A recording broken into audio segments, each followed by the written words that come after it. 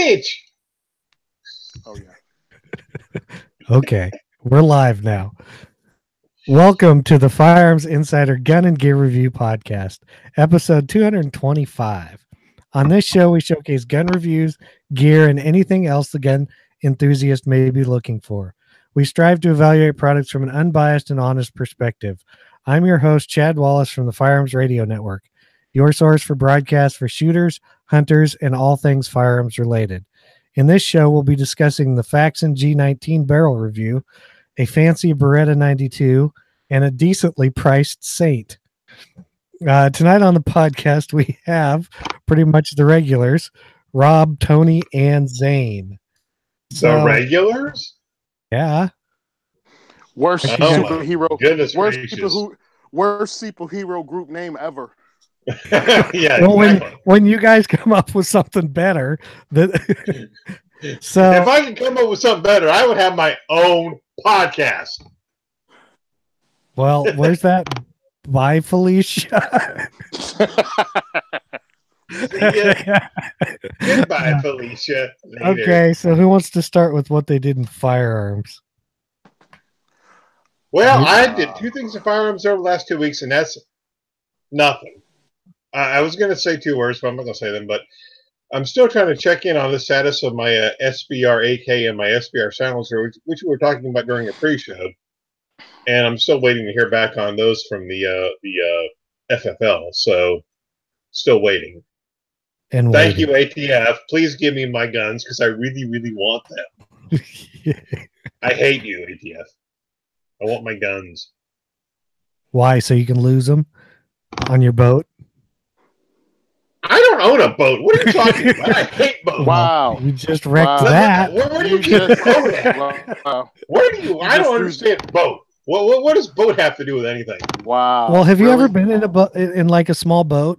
You know how like if you take a corner too fast, everything like flies out? It happened to me twice this year. Yeah.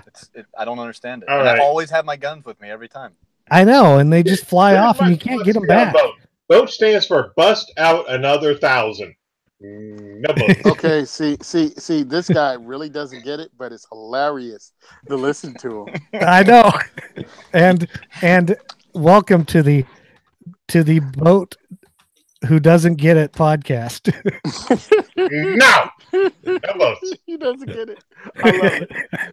I don't want boats. And you know what? Just to be a jerk, I ain't even going to explain it to him. This is like excellent material we got here.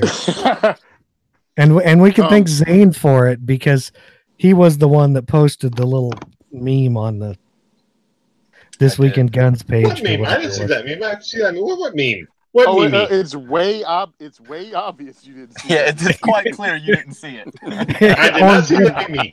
Or get it. So Zane, what'd you do in firearms? Wait a minute. What? Chad, wait. If I did not see the meme, how can I get the meme?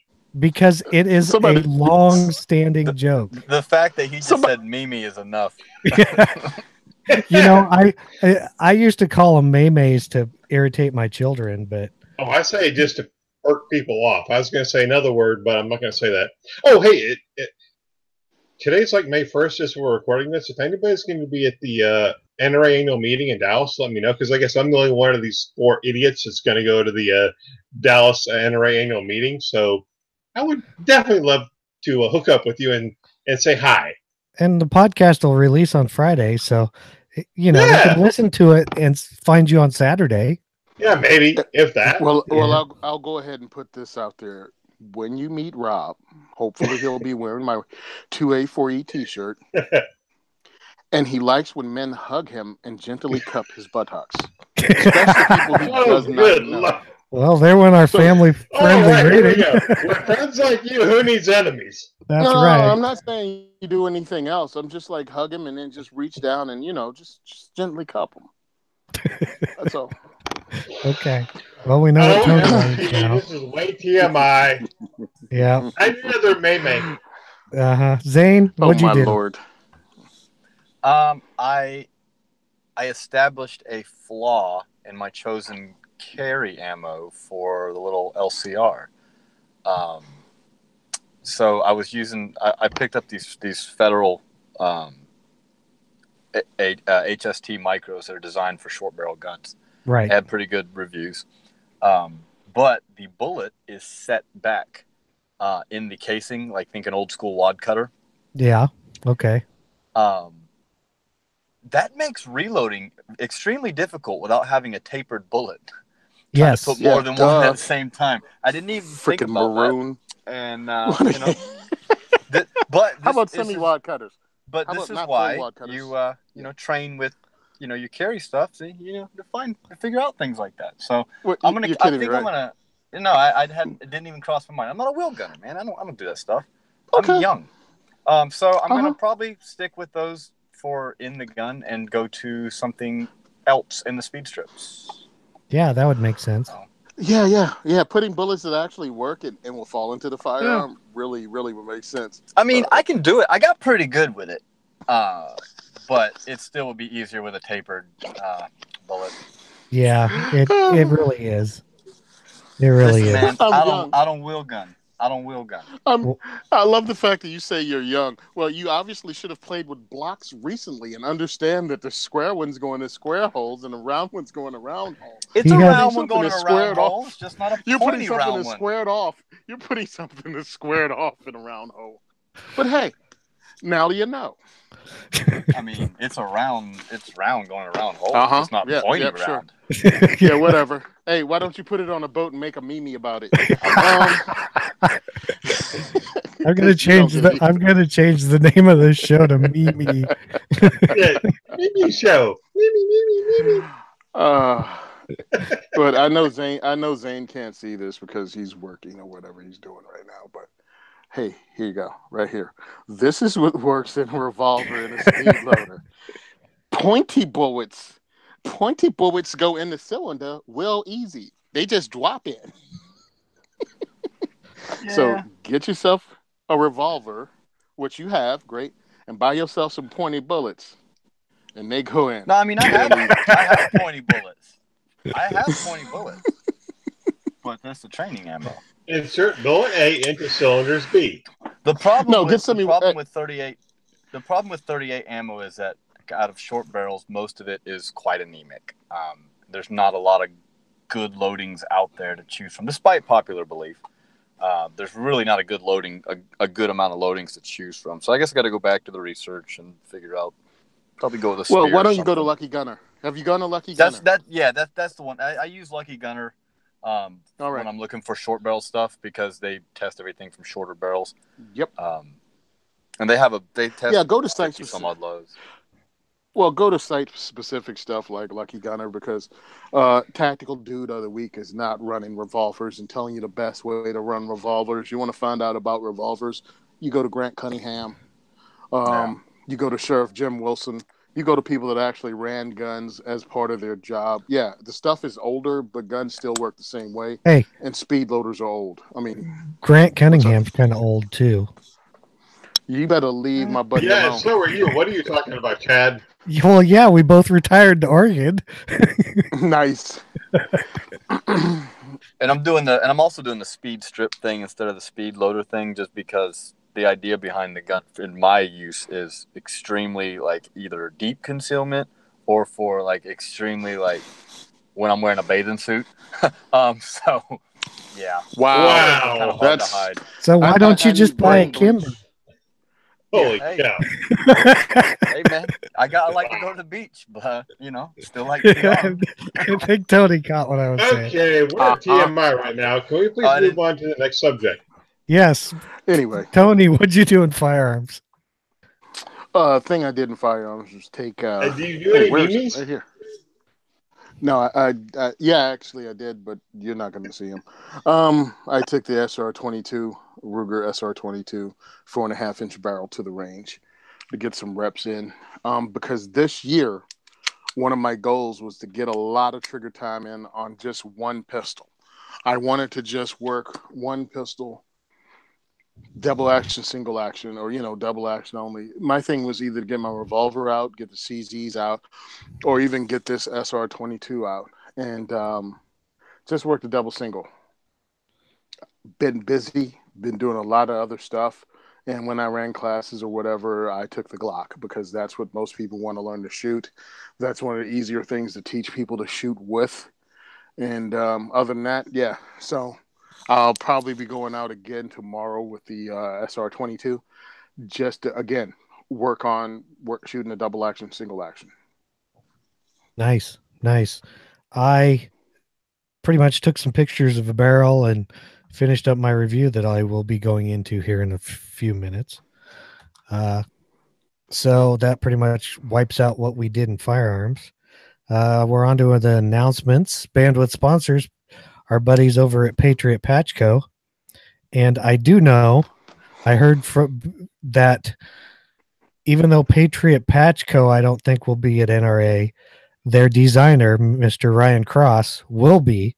And you should go see him at the Gray Ghost Precision booth or wherever he's going to be. Tactical Tailor, one of those two.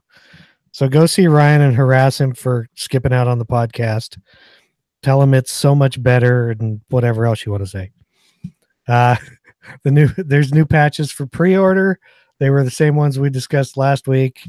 The Invictus, whatever dog tags, the Taco Tuesday, and the Taxation is Theft patch. You can sign up for the Patch of the Month Club if you would like, and you can get some awesome patches that way. Also, we have a listener support program. Go to firearmsradio.tv/pledge gun gear review podcast. If you're shopping Amazon, please use our affiliate link at firearmsradio.tv/Amazon. And if you want to donate stuff from Black Bag Resources to Tony and his 2A for E diversity shoot, you can use the code 2A4E, and everything in your cart will be given to Tony to entice people to come to his diversity shoots. Rob, my turn. Your turn. The views and opinions expressed in this podcast are those of the individual co-hosts and do not reflect the official policy or position of the Firearms Radio Network and/or their employers. Viewer discretion is advised. This is especially true on live shows, more especially when we're here on this show. Yeah, this show especially. Chad, let's talk about the Faxon G19 barrel. Okay, that's a great idea. All right. I have those every once in a while. So we're going to discuss this Faxon G19 barrel, which is pretty awesome, by the way. If you haven't heard of Faxon, you've probably living under a rock somewhere. They've been making rifle barrels for a while. I don't know, what was it, about a year ago they got into the pistol barrel world, starting with the Glocks. I think they make Smith & Wesson ones now, and I saw actually something that's not in the review, that they are making Smith & Wesson M&P slides now that they're releasing at NRA, I think. They actually sent me two barrels. They sent me a G19 one first, and I was going to return it, but because I needed a G17 barrel to go with the slide that I have in for review, and they told me just to keep this one, and they were nice enough to send the G17 one out also. So I have two barrels, and so I figured since my slide is not here at the moment, I will do the G19 review. The one they sent is non-threaded. It is the titanium nitride coating, so it's gold. I mean, of course it looks good. It should last a lifetime. The titanium nitride coating is over a QPQ salt bath nitride, which you probably won't be able to see in here. Yeah, you can kind of see on the video. The inside of the barrel is black from that. It's plated over, the gold is plated over that. So the inside finish of the barrel is super smooth, looks really nice. These are their match series barrels. They're made from 416R stainless steel. They do have their signature flame fluting, which they put on, I think, all their pistol barrels, which I thought was pretty nice. Let's see here. They call these the drop-in. Yes, it dropped into my slide. I have a slide. It slides in. Doesn't really move much. It's a pretty tight fit. According to Faxon, they use a 9mm SAMI chamber. It doesn't mention anything about a match chamber, so I'm just going to assume it's your standard everyday 9mm chamber. It's conventionally button rifled, which also means you can shoot cast lead bullets out of it or plated or anything else. It's not like the old style Glock barrels that were polygonal rifled or whatever they want to call it. Like I said, the lockup's tight. Doesn't move hardly at all. I mean, a little teeny bit. There's a few wear marks around the barrel, which you can't really see. They're hard to see. I don't know if you can see right up there where the fluting ends. There's kind of a little mark.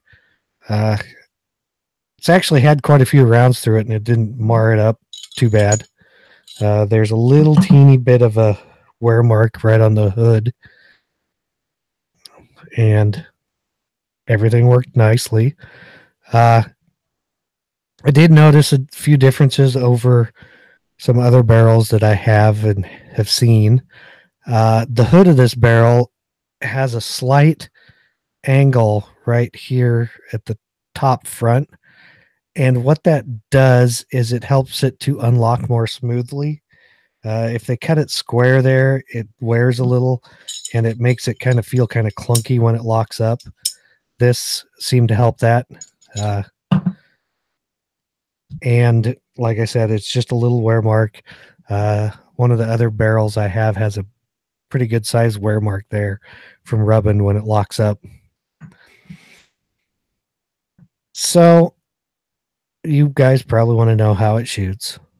Well, I don't have a ransom rest, so I'm not going to stick it in there, but that doesn't really tell you much anyway. So I grabbed 7 different types of ammo because that's what I had.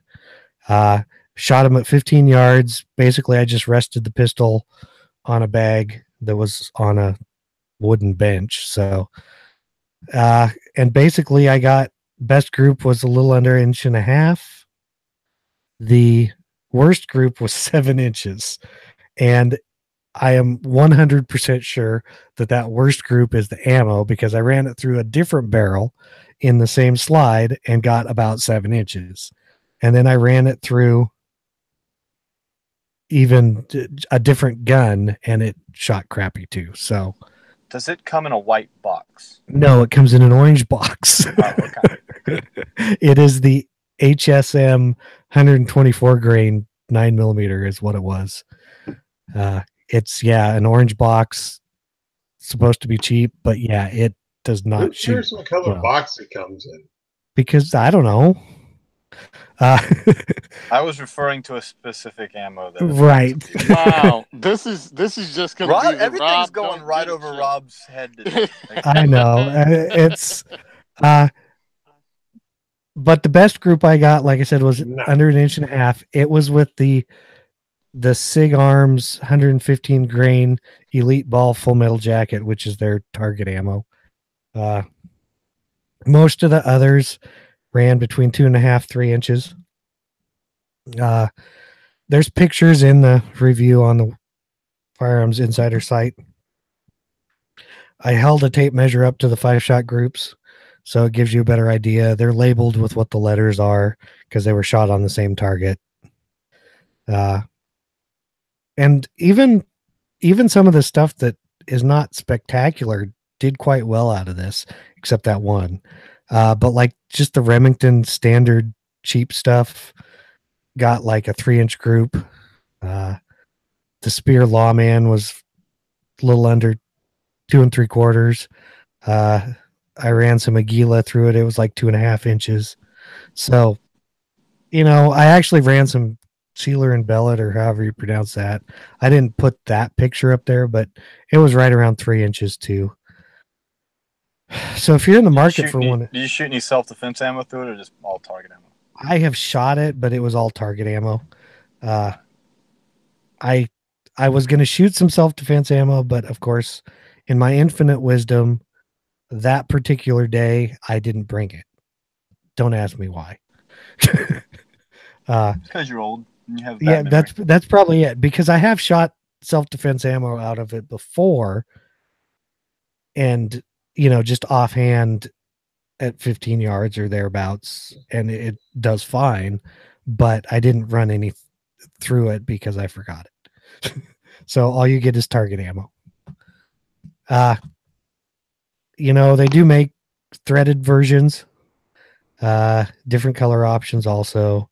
It is 100% made in the US in their production facility, and I would say it's a good option for Glock style pistols if you're in the market for one.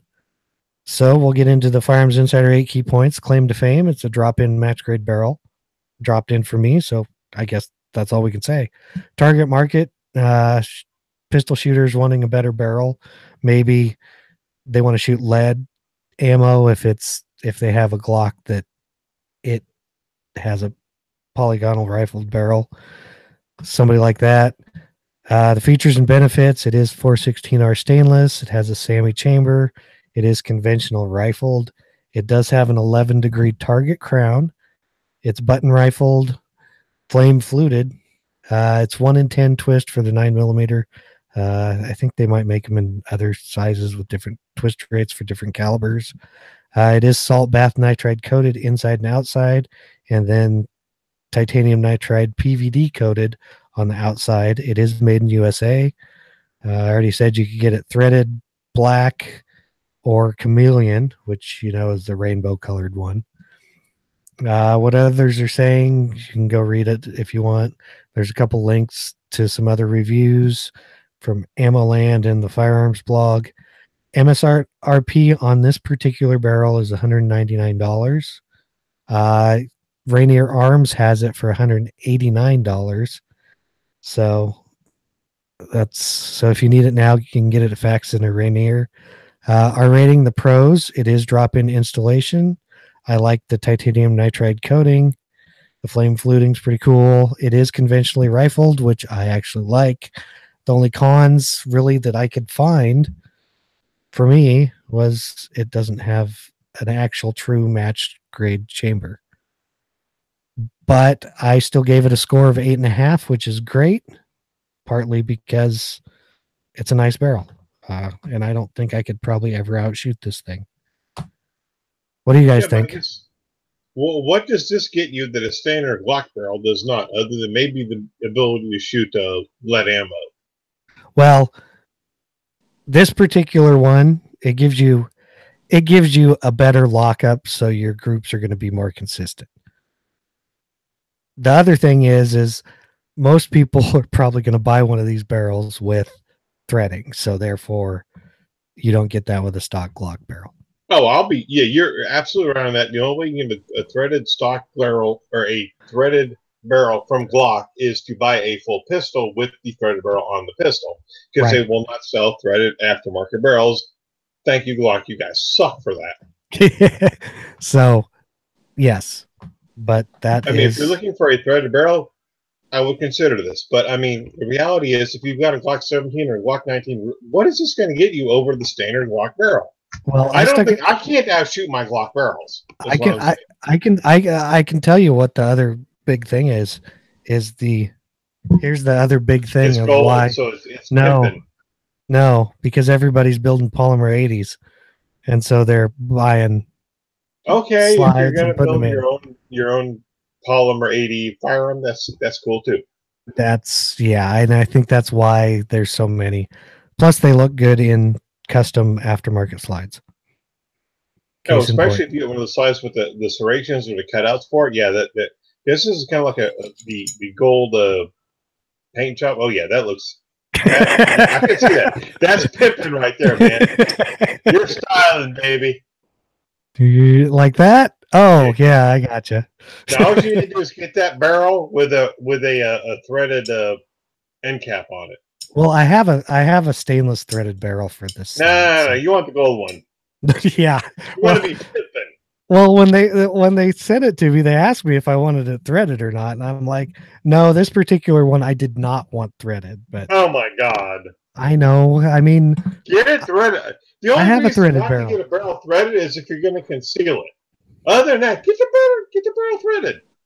I mean, exactly. I think the only reason to get a barrel not threaded is if you live in a state where you can't have a threaded barrel. Mm-hmm. Yep, pretty much. And I live in a state where I can have a threaded barrel. I mean, I can't have anything else, including anything to thread onto it, but I can have a threaded barrel. Yeah. So I am sorry for you, my brother. That's all right. Just stop saying the word pimping. You're really making it uncool.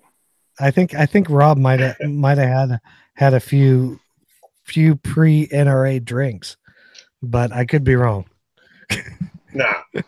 Nah. Okay. Well, no, he's stone cold sober with that uncoolness. But that's okay. Yeah. Because this episode is now the drinking game.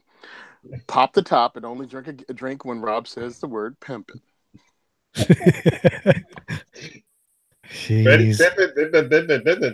Yeah. I knew you do. Exactly. We're trying to get good reviews here. What are you guys doing? I don't know. I'm not. I'm trying to get kicked off this show. Here's the thing. Well, you just have to not show up. We messed up getting good reviews by inviting Zane on. That's true. Don't forget we messed up getting good reviews by letting me produce the show notes with stuff in it that nobody likes. Yes. Okay, so we're going to get into the product spotlights now.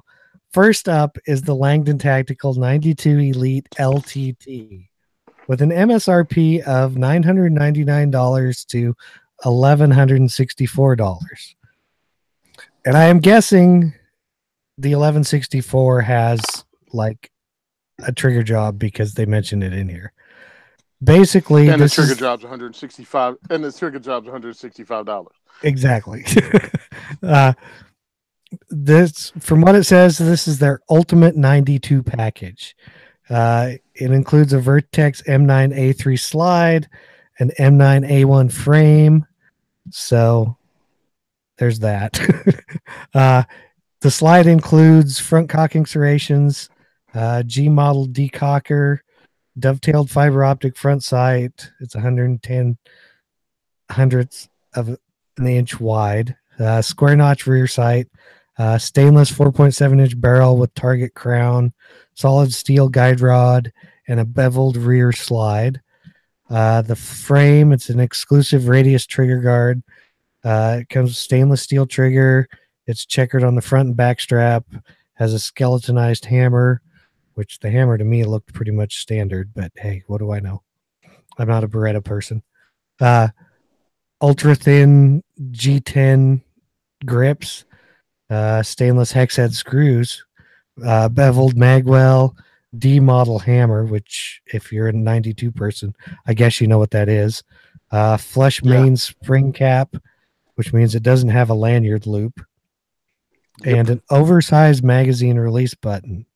Now, the Elite LTT with the LTT trigger job will come with a 13-pound chrome silicone hammer spring.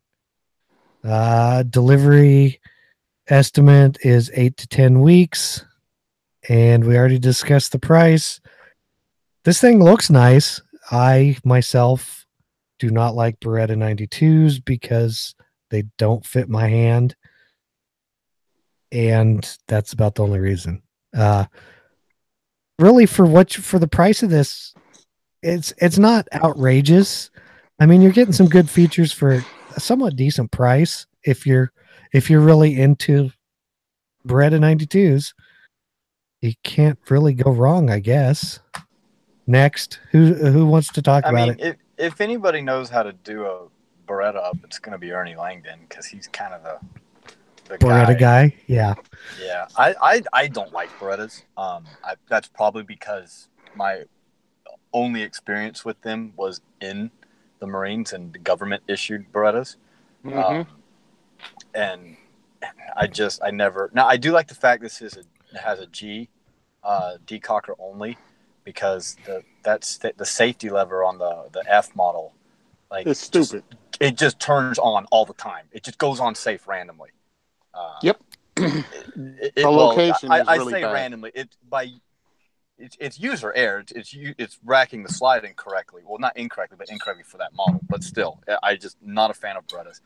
But I have a feeling that if I did have to use a Beretta, this would be the one I would want. Because, like I said, Langdon's been doing the Beretta thing for a while. I don't know if this is his first like production deal, but no, I know he's been doing like one-off stuff for a while, and a lot of people speak very, very highly of his work. So, all right, yeah, this is not a one-off deal. He's been doing this for a while. This is actually the second one. This is the LLT or whatever it's called. If you notice, this and the price of the Wilson Combat version is the exact same thing. Same ballpark, same features, except Wilson Combat has their logos on stuff. And they also have the lanyard loop. He got rid of the lanyard loop. He feels it's not needed.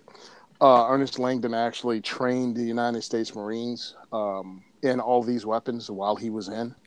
And he's used the Beretta in a lot of competitions. And I think he won championship with a Beretta, a SIG 220. And I think he used like a Beretta PX Storm. So he's used double action, single action against dudes like Rob Latham and beat them. So yeah. Rob Latham is a world champion, and so is Ernie Langdon. Yeah, I've seen him shoot the fast drill with a DASA, and he's stupid fast. He's a pretty big DASA. So what you're saying is, if I buy this, I can be like Rob Langdon. Yeah, Rob. Rob buy a pair of Nike Air Jordans, I can be like Michael Jordan. Rob. I don't know who Rob Langdon is, but I mean that's cool if you want. Or wherever this goofball is mixing stuff. I get it. I mean, what's the purpose of putting all this crap on a gun? To make it work better. Okay, well, whatever. The particular trigger job has it down to a 6-pound double action trigger pull. That's awesome. Yeah, that's pretty much where my CZ75s are. Very yeah. Because what is the military M9 trigger like? About 12, 13? 12 or 13 pounds. 12 to like 30. Yeah. The very first Beretta that I got was in the civilian world, and what I was doing was looking for a carry gun. I'm a bigger dude, so I can carry a bigger gun. So the guns I checked out was a SIG 226, a 1911, and a Beretta 92. The Beretta 92 trigger pull is a country mile. So, Tony, when you were in the Marines, what were you carrying? A freaking flintlock? No, I joined the Marine Corps in '88, so I was using a 1911. That's what we were. So, and anyway, I did not like the way any double action felt because both the trigger on a SIG, which is better than the trigger on a Beretta, but both of them were horrible comparatively to someone that learned to shoot on a 1911. So, of course, I left that day with a 1911. But I'm watching this. I'm checking this out. If you're going to put the work in, and the very same people that don't get why you'd spend $1,100 on a Beretta that's tuned the frig up and pretty much at the top of the game of Beretta land would have no problem dropping $2,000 to $3,000 on something that said Agency Arms on the side. No.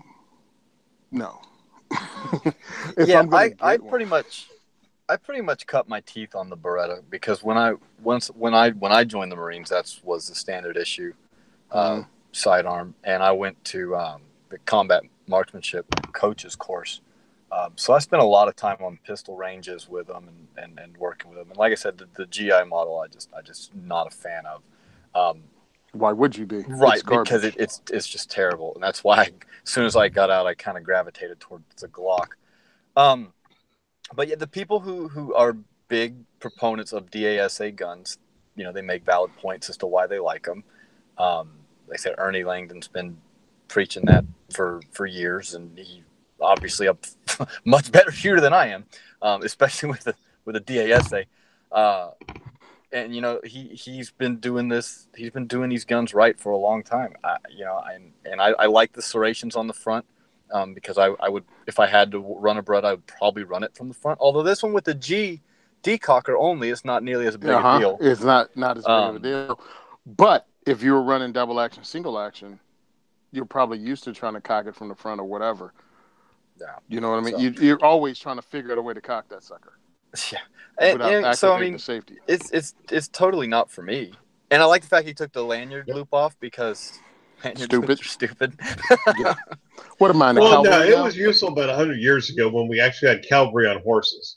Well, now I think some police departments still run them. The military still, I think, requires it. Didn't they require it on the Glock? Yeah, on the SIG, and I think they did. So, yeah, I don't know. Let me explain why they require it. Dudes in the military are stupid. Lose everything. How do I know? I mean, you're not wrong. How do I know? Because I lost everything. So, anyway, it has a lot of cool features, like the beveled magazine well that's not only beveled just at the beginning, but also deeper down into it. So it just drops in easier. I'd like to shoot it. I would definitely like to shoot this. Me too. And it also has a removable front sight. Unlike the regular Beretta 92, which the front sight is where it is, and that's just it. You can swap front sights out on this one because it's dovetailed. So that's another cool feature of it. The target crown, whatever. I think a lot is made of that. But one of the things they talk about, now I have not put a bunch of rounds through a Beretta 92 or an M9, but they're talking about the radius to trigger guard. So if you are putting a lot of rounds through it, it doesn't cut into your hand because that's the way they were built. You know what I mean?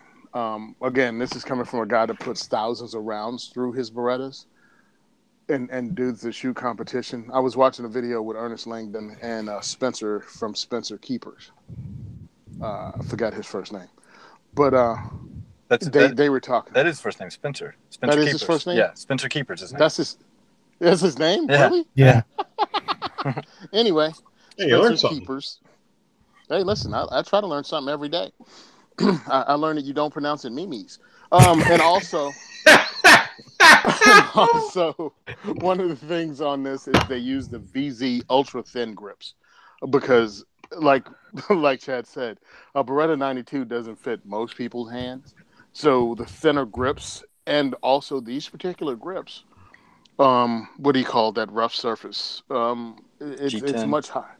Yeah, the G10 surface is roughed up a little higher, and it's supposedly directional. So when you grip it, it bites into your hand with recoil. You know what I mean? So it just makes sure you have a tighter grip even under recoil. So it's features that are bought to actually improve the gun by someone who actually runs the gun. The reason he used a Vertex slide is because he said regular 92 slides or something like that are heavier and built for 40 cal guns, 40 Smith & Wesson guns. And so this one's lighter and like maximized for the use of a 9mm ammo. So it's a gun designed by someone that actually ran guns for the military, taught running guns for the military, shoots in competition. So it's not a lot of fluff. Like Agency Arms and what's the other one? The other company that does Glock work. Like they do stuff. There's a few, but here's the thing: they do a lot of the work because it looks cool. Like some of the features they have on it are just because of looks, not because of functionality, which is fine. I mean, let's not blow smoke of each other's, but that's why you're getting it because it looks cool. That's why the barrel the Faxon barrel is fluted in gold because it looks cool. Can you imagine? See, and I'm going to say that I'm going to say something to diss on 92s is you can't make one look good. So you have to make it work. I can't argue with that. I've owned a Beretta 92. I had a Beretta 92 because one of the jobs I had, that's what we carry, and I bought it so I could become a more proficient shooter with it. I can honestly tell you I have more rounds down my high point than my Beretta 92. And I no longer own that Beretta. I'm sorry. I can't argue with you. People that served in the military. I know I am a anti-gun guy, or anti-Beretta. Nothing wrong with that. Most dudes in the military are anti-Beretta guys because they were forced to use a crappy Beretta. Can you imagine how many 1911 guys we would still have if they still use that gun all the time? Yeah, brah. I just know I got out and I was like, I want to try this Beretta because I never even laid my eyes on one the entire time I was in. I don't care what Wikipedia tells you when the M4 or M9 was adopted. We did not have it pretty much well until the 90s, or excuse me, into the early 90s. I had not seen one yet. Was not impressed at all with the regular issue Beretta. When I got out and I shot one of these 92s. I guess the thing is, everybody thinks that when you talk mil-spec or military firearms, you're thinking, people think, oh, that's the best the military can possibly afford. No. It's what they can afford at a price point. Yeah, it's not great. But it's not the best. It's adequate. This seems awesome. And so does the Wilson one. So I just look at it as, if you're going to get a 92, and you want the best of the best and you don't want to be beat up by it, I mean, you know, any of the negatives, hey, spend the money if you want to get something that's pretty much an heirloom gun and top of the line.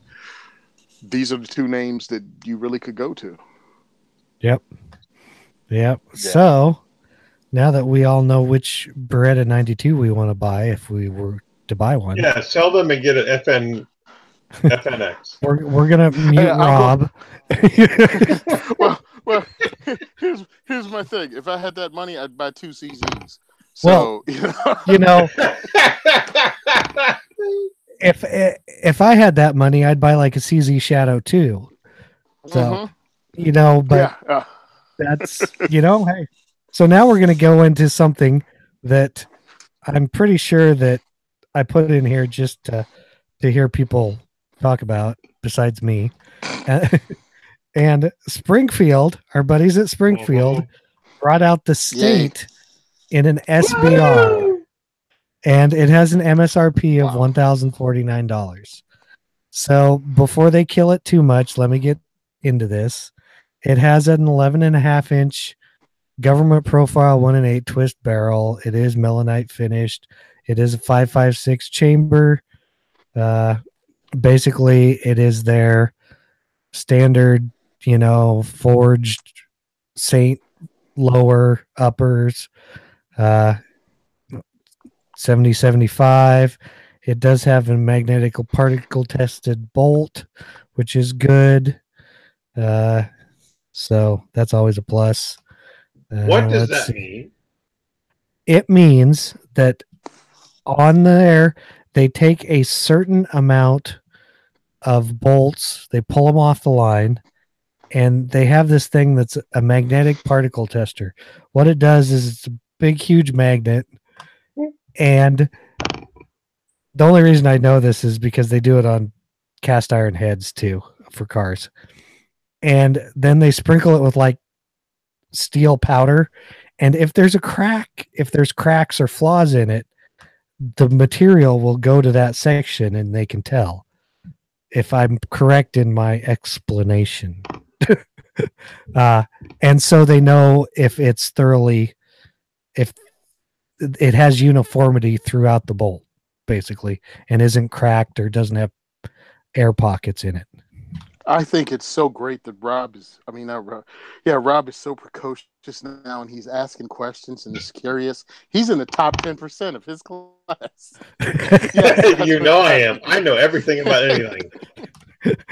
Oh, it was so cute. Why do they I've just never heard of magnetic particle testing before. I'm just wondering what the heck that means. You know, there's so many manufacturers that say this is super duper XYZ ABC. It's like, what does all that crap mean? Well, you know, there's this thing called Google. Wait a minute. You want me to use my computer for something besides pornography? Yes. He's like, my phone don't get Google. my phone only gets red cube and red tube and XNXX. MySpace. Yeah. And Grinder and what? Okay, let's get back on to not Rob's love life. That's easy. Exactly. It comes with a Bravo company stock. It has an Magpul PMAG, a standard GI charging handle, Comes with a standard A2 flash hider. Why, I don't know. Standard safety. The trigger is a standard GI trigger, but it is nickel boron coated, so it gives a smoother, grit-free feel. Now, the length, 27.5 to 30.75, which is 3/4 of an inch. It weighs 5 pounds, 9 ounces. Let's see if we missed anything. Oh, it is a forward assist upper. We already went over barrel length. We went over all this other stuff. It does have a full-length aluminum free-float handguard with M-lock on it. It looks, I would say, if it's like a 10-inch, if it's an 11.5-inch barrel. Like that, M-lock. I know it's got M-lock, which is kind of surprising. They must have ran out of the other handguards already. The key mods? Yeah. And let's see. We got it comes with a soft rifle case. Now, even though some people don't like Springfield, I might actually, for what they did in Illinois, I'm gonna set that aside here and say the real reason I put this in here is, yes, it's an SBR. You'll have to pay your $200 tax stamp and wait forever. But for a factory SBR, this is not a terrible price. That's kind of why I put it in here. Not everybody will sell factory SBRs. So $1,050 retail for a factory SBR plus $200, that's not terrible. Oh no, under $1,100, yeah, that's a pretty darn good price point. Right. And I mean, I understand, yes, you can build one for less expensive, on a Form 1, but this is everything's factory engraved. You don't have to worry about any of that stuff. You just have to wait your time and wait for your SBR. And I'm sure it's where the Form 1s come into advantage. You can actually have your rifle use it. No. And then Form 1 comes in, then you can take the short barrel and slap it on there. Right. Or you can have a pistol and use it until you get your tax stamp. Am I wrong in that this is just their pistol with a stock on it? You're wrong. You're wrong. Likely. The pistol has a 7.5-inch barrel. This has an 11-inch barrel. Yeah. Yeah, and since this has I'm looking at it now. Yeah. Since this is running an 11.5-inch barrel, it's actually useful. Right. Yeah. So because the pistol really isn't unless you got the pistol in 300 blackout. Well, it's still a Springfield, so I wouldn't go as far as to call it useful. But I find the Springfield thing is okay. The industry was lined up to pee all over Springfield last year. They did a horrible job promoting the Saint line of guns. One, they tried to act as if they were going to come out with something new. All right, that was a mistake. All you had to do was say you were coming out with your AR. But no, they said they were coming out with something new. It wasn't. They said they were coming out with something awesome, never been done before. It's a friggin' AR on a flooded market. The way they promoted it was to regular mom pop. Hey, look, we got some girls that are going to shoot guns. We got a Navy SEAL that's going to show them how to shoot guns, and then proceeded to make the most boring competition you've ever seen that were done by people that didn't know what they were doing. So it was just a fail at marketing. And then they came out with pretty much a BCM gun that's about $600 less than a BCM, but it said Springfield on it. Nobody was impressed. Matt DeVito, even Zane, found some examples that were really crappy. The one I went to Pennsylvania, the Heritage Guild in PA, in Eastern PA. I ran one. I had no problems with it. They'd put thousands of rounds through that over the weekend because that was Springfield Saint weekend. So they shot the snot out of that Friday, Saturday, and Sunday. I roll in on a Monday and put a bunch of rounds through it, and it's still tight. So, sorry, but I put a bunch of trigger time in it. It was an okay gun. If it's your first gun, it's not a bad buy. You could build a gun for about the same amount of money. It was like $800 MSRP. I went together and picked up every piece, picked the whole thing apart, went to different shopping carts on multiple websites, and pretty much put the rifle together in a shopping cart for the exact same price that you could buy it, MSRP, and you wouldn't have a warranty. So I'm not going to poo-poo on the Saint. how was their stuff? Maybe it's hit or miss in quality. I don't know. Check it out. But for this, you're going to have to wait however long it takes to get that tax stamp to find out if this thing sucks. Yeah. I mean, that's the only problem with SBRs. Well, so Daniel Shaw did a video on one that was just terrible. And then, like you said, DeVito did a thing on one. And so I had one of the guys that trains with me. He bought one and brought it by, and I didn't shoot it, but I looked it over, and just the quality control just wasn't. It just, I don't know. It just wasn't a quality. It didn't look like and feel like a quality rifle. The parts were loose, and now there might, like you said, the one you saw ran fine. So they obviously have some quality control issues still going on at Springfield. My favorite part about the whole Saint line is on their pistol, how they advertise a front handguard on a pistol. Yeah. Well, here's the thing, and people don't want to put it out there. Everyone acts like ARs are easy to build until someone fails at building an AR. They did something new. They started building ARs, and I guess they thought it was going to be easy. You have to jack that quality control way up if you want to make that name for yourself. People have the misconception that ARs are like Legos for adults, and you can just slap them together, and that's just, it's not really true, because I don't know who I'm stealing this line from, so I can't give them credit, but it's not an original thought. But at least Legos have specifications and are built to a specific tolerance. Like, and everyone just making parts doesn't. And that goes for the home builder, and that goes all the way up to some of these manufacturers who are throwing things together and calling them, guns. And there's a lot more that goes into it than just slapping parts together. And here's another part.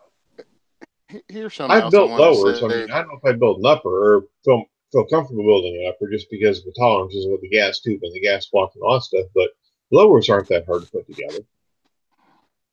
Upper shouldn't be either, and we'll find out when we build a 2A4E upper. That's going on the rifle we're going to work with and raffle off. Here's another part that really annoyed me about the Saint rollout. And I know they had the women that were supposedly just regular women. One of them was Rocky Harrington, owner of Unbranded AR. And her and her husband just bought War Sport, the AR builder. Yeah. So if you're trying to play it off like she's just a regular housewife, you kind of swung and missed. And there was somebody else on there too that was like, Alexa.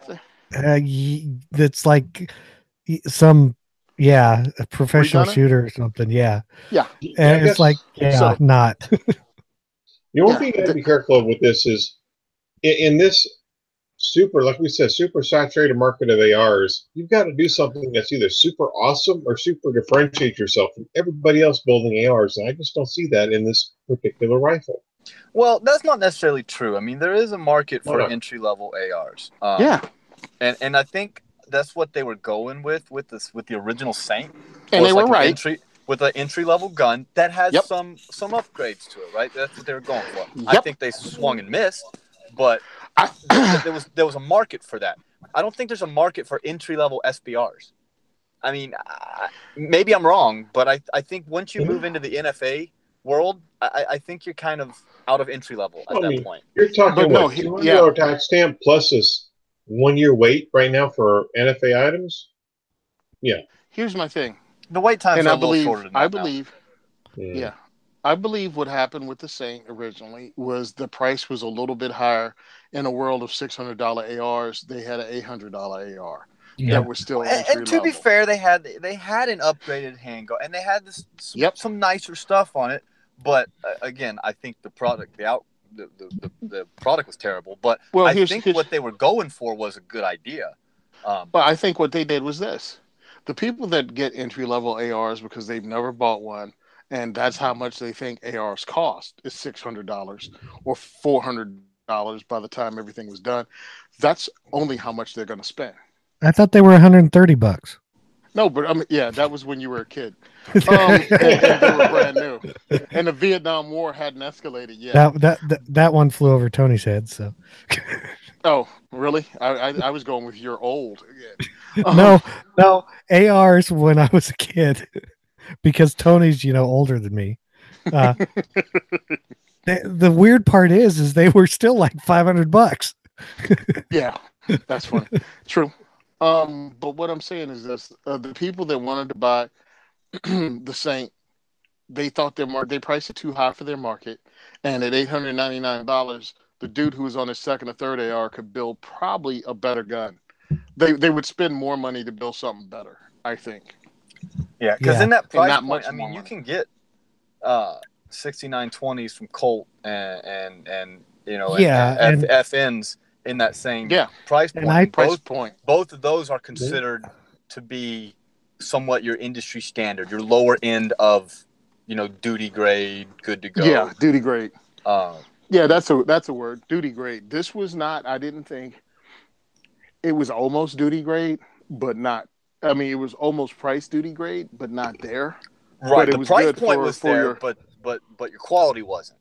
Right. It was your Smith & Wesson Sport 2. It was their version of it. They jumped into the deep end of the pool. Now, with this SBR, I'm looking at it as your QC wasn't that great on your first attempt. I'm not going to wait that long when I can just buy an upper somewhere and I can check the quality of the upper out and then just have the lower sent and you know, for the NFA. Or I can buy a pistol version.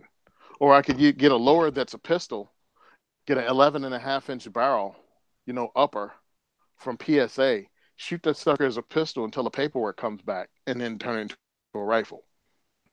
Yeah. Right? Yep. I mean, I could be shooting it. Yeah, I or just find somebody who's already got the SBR tax stamp. Huh? And drop the SBR upper on the lower that they've already got a possession of. Either one. I mean, either way, You know what I there's mean? other ways to do it. That there's a reason you don't see a lot of companies with SBRs from the factory. Right. Right. But, you know, hey, I guess who knows what they'll do with it. Oh, and by the way, I contacted Springfield and they didn't call me back, and I called them twice because I really wanted to get the scoop. You guys know that. Yeah. I'll contact the company at the drop of a hat. That's why they have phones. I mean, obviously Springfield's don't work because I left 2 messages, and this is the second time this has happened. Are they going to be at the NRAM? Oh, I'm sure. Yeah, they might be. I'll go see them this weekend. And ask them why your rifles suck so bad. Well, I had to censor myself. I almost said some bad words. I wonder this though. Has anybody else checked out Fulton Armory or James?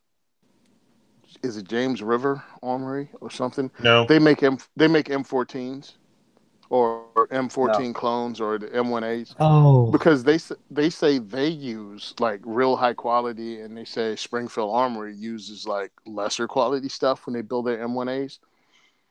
That's what was said. It's Fulton Armory. Fulton Armory. Yeah. They use like GI spec grade bolts or something in their M1As. Yeah. No, I just wonder, like, is the quality of the Springfield Armory M1A like up there, or is it just what we all expect because that's the money you'd spend on an M1A or M14 clone? The M1A I had was issued to you back when you were in the military in the 50s. Yeah, but that's beside the point. Hey, man, I thought he got in the military when he was in the 20s. 1820s. No, the 1920s. Oh. Okay, cool. Let's forget Go that. ahead, man. I'm up with Springfield. I feel about Springfield about the same way I feel as Remington these days. I just don't want anything from them. Right. I just don't feel like anything they're putting out's quality, and I'm just done with that company. The M1A I had, which was purchased probably 10, 12 years ago, it was good quality. It, the finish was nice. It shot nice. The action was smooth. It wasn't anything that you would not expect from that. But like I said, that was 10, 12 years ago. So I didn't think it was bad. I did buy the one with the synthetic stock, and the synthetic stock on it is crap, as most of them. Oh, yeah. But as far as the rifle, the action, everything else, I thought was well built. Everything was nice, but I don't know if you were to buy one today if you're going to get the same thing. Yeah, I don't either. I mean, because that was one of my. I mean, I wanted the M14. I thought the M14 was cool. I mean, of course, I didn't have to carry the M14. And that's one of the reasons I thought it was cool. And it's just one of those guns I wanted. Now, pretty much, it's what entry level is like $1,300 for Springfield Armory, and even more expensive for Fulton Armory. Right, and like the one I had was one of their loaded ones, so it had the what? Dang, big money. Semi-match grade barrel or whatever on it. Wow. Well, you got to remember when I bought it, it was $1,500 or something. Yeah, I don't but remember. that Springfield Armory is not the same as this particular Springfield Armory, right? Or it is? No, it is. No, it is the same company. Really? I just don't know. Now if you get a Springfield Armory like Garand or like M1 carbine or something, if you were to find one. That was the one that was made in Connecticut or those, right? Those are a different Springfield Armory. Yeah. Right. Those were actually made at the U.S. Armory. Right, and this was made in Illinois, in Genoa, right. However you say it. Yeah, so whatever. Yeah, totally different company. Same. I guess we'll get on to the listener feedback now. Yay! We have some. I don't know how to answer it. It's from iTunes. It says, "Great show, 5 stars." Okay, that's all we need to know. Thanks. Thank you. It's by some bunch of letters, and numbers. I'm not even going to try to name them off. It says, "I love the show. I look forward to it every week. I wish Chad would get the podcast up a little earlier than Friday, though. According to Urban Dictionary, Bye Felicia is an irrelevant B*****, a nobody, a girl who tries too hard to be involved in something which she is clearly not welcome. Tony, are you referring to Chad or Rob or Zane?" And yes. Tony's answer will be yes. Yes. And I would like to say that the Friday is pretty much, we record this on Tuesdays, which then I cut off all of Tony and Rob's comments at the beginning and end before we go live, and then I ship it off to stuff though. And then I ship it off to Devin, who is our producer, I guess, is what you call him. He does all the fancy magic and puts the intro and outro in it, and then he uploads it to Lisbon or whoever it is, and then he sends it back to me, and I post it up on the Firearms Radio Network. And thanks to him is why it shows up on iTunes and other places on Friday. And so I don't even know if we could. I think we'd be pushing it with, real jobs and everything to get it up Thursday. Oh, I'd be glad to do that if somebody would be willing to supplement my salary. Yeah, we're all doing it for free is the problem. You can always listen early on YouTube. That's right. Yeah, where nobody was the last time I checked. It was only me talking to me. And who wants to do that? Well, Tony, you just like an intelligent conversation. But I mean, even after we're done going live, it stays up on YouTube, so you can. Yeah, they don't. Wednesday, Thursday, whenever. Yeah, whenever. So yeah, here in a few minutes, it'll be up. Tony, it's time for you. I'm sorry, Phil is on. Hey, Philip. Philip who? Philip Curlin. Curling. Yep. Yeah, I saw that. Is he a chicken? That's what he says. Okay. 40 minutes later. All right. Yeah, we're on a roll today. Maybe we don't get it either. Not just maybe. Rob. Uh-huh. Hey guys, I really appreciate you allow me to come here every week. I know I kind of got ahead of myself, but just want to put it out there. The first Thursday in June is the second is for everyone diversity shoot. It's going to be fun. I'm working on something now. I might not be able to do it for June, mainly because I haven't had time to get back at Gun for Hire. But we might have voting on what's going to be the actual rental gun that we're going to use during the diversity shoot. Or we're going to have it in one port. I'm going to go take pictures of a lot of their rental guns. They had over 200 different kinds of rental guns. And I'll have people vote on it like every week. And we'll just toss it up. And whatever people vote the most on, we'll have that as the rental gun.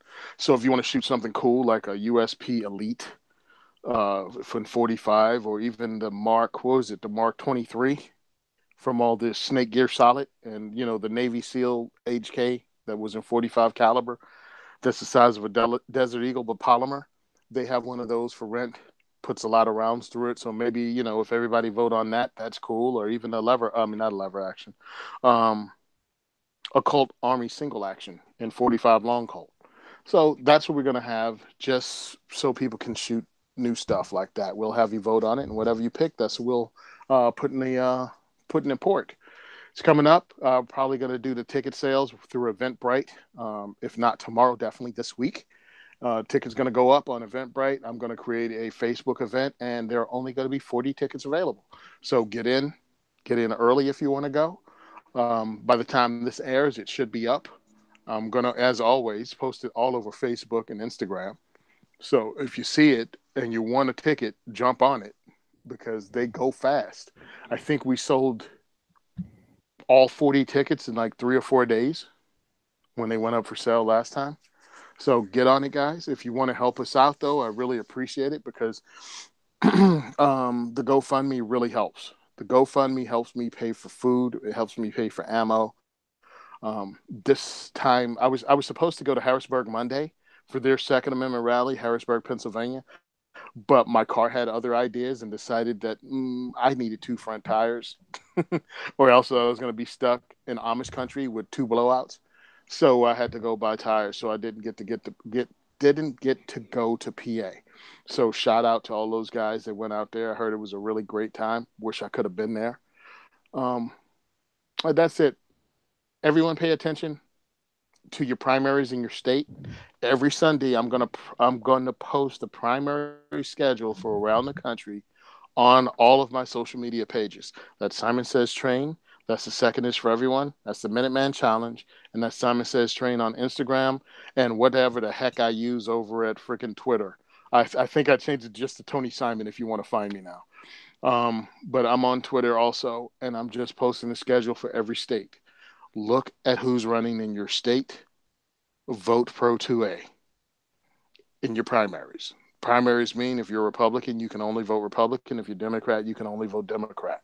Looking to see who's running and see who's Pro 2A and vote for them, because our attack this time is coming on the local level. You have to put the local politicians that believe in the Second Amendment in office.